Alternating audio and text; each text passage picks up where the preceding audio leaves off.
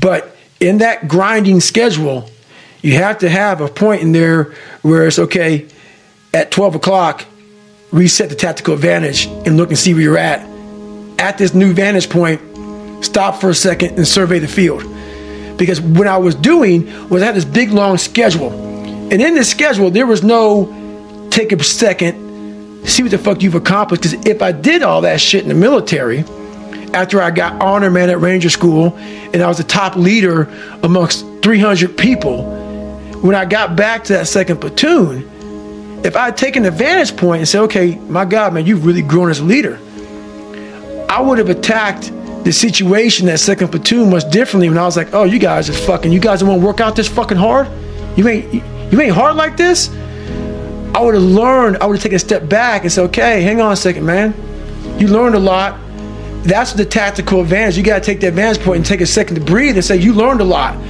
But when you learn a lot, if you just go back into the fight, you never apply what you learned. You just get that certificate of graduation and go.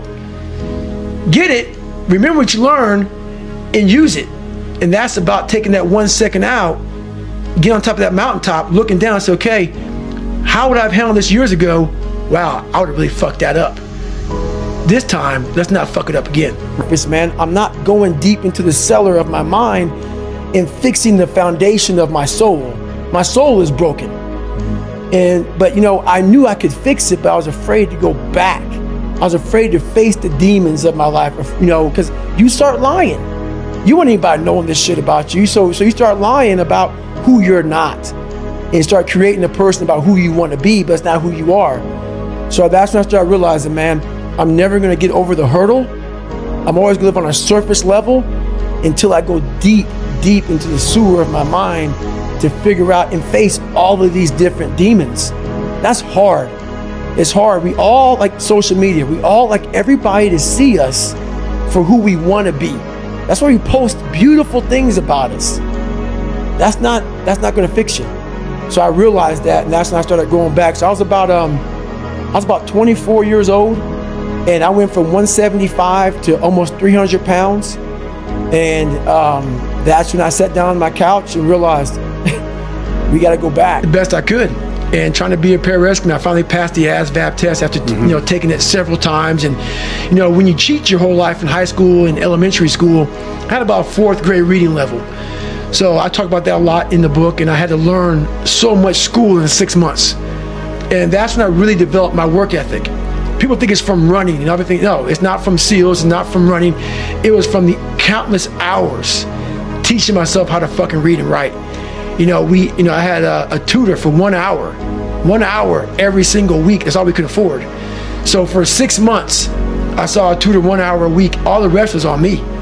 My mom was working 3 jobs. She was never home. I sat at this fucking table. I'm like, I have to get in the military. And that became my obsession. The whole book is really about mindset.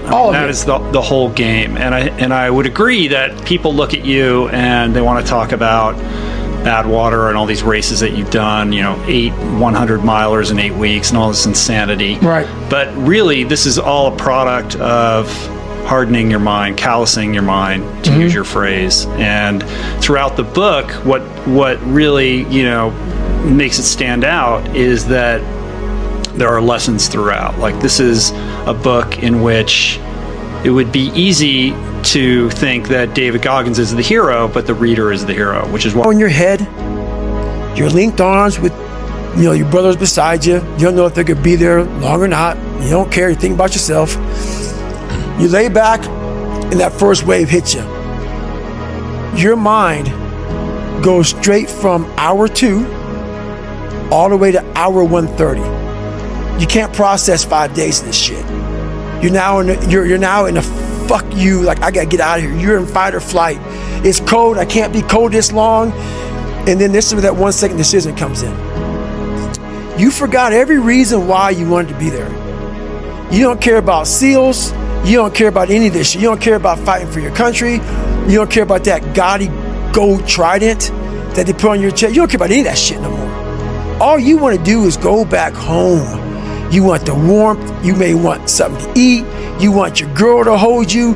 All those things of comfort are there in that 1 second. And this is where people lose. So what I do in that 1 second, because we all think about quitting and shit's hard. But what you have to do in that 1 second is hard to process information during pain. Because that pain takes over and you can't think rationally.